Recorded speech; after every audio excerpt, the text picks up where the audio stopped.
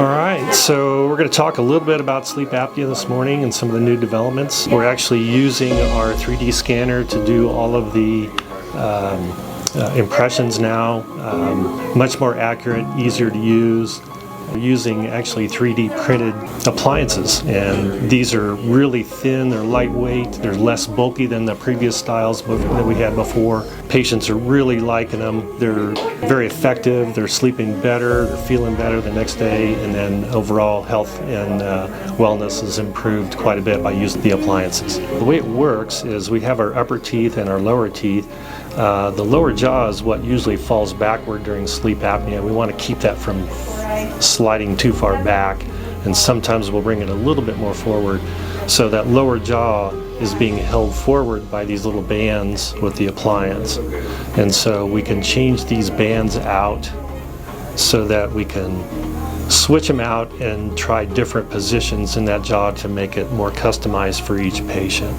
So it's a really nice appliance, it's durable, it's got some flexibility built into it, and patients are really liking this style of appliance versus the older style, which is a lot more bulkier and sometimes have metal hinges and things like that on there. But this is a lot more comfortable, real thin, real profile, easy to wear. Patients love them.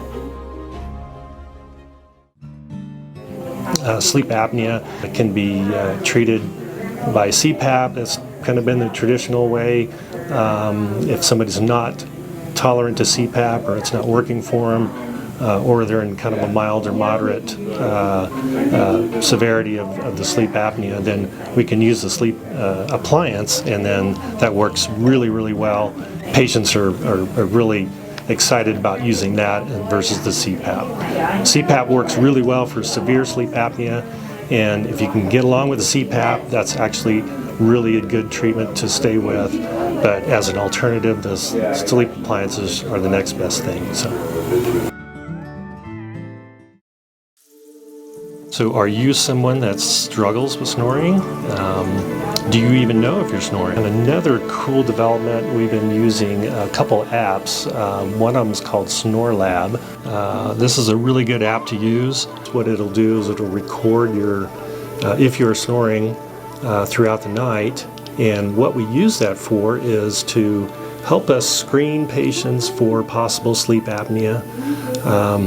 Especially if somebody doesn't have a sleep partner, they don't know if they're snoring or not, or if you want to prove to your spouse that they're snoring as well. So it's a really easy to use. You just push the buttons and it records it all night. And also good for possibly seeing if kids are snoring too.